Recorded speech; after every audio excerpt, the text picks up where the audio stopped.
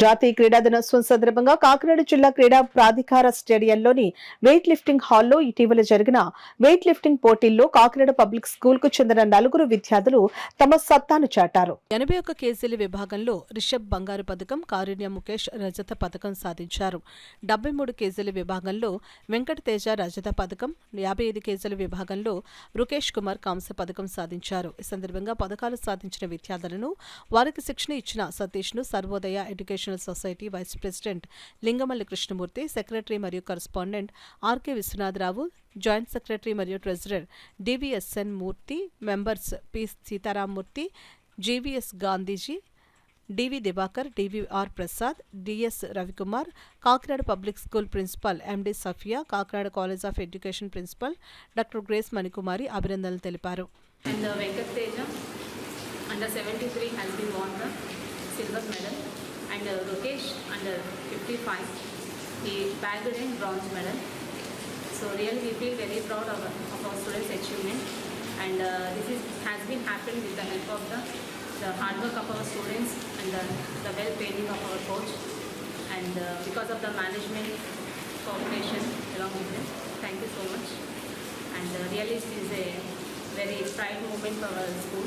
First of all, I congratulate all the medal winners of Kakinada Public School, and I wish them all the best in their future, and I wish Satish Garu for weightlifting coach for his remarkable training to our students. Mukesh, you got the silver, and 73 kg lo Venkat Teja won the silver, and 55 kg విభాగంలో Mukesh one the bronze medal.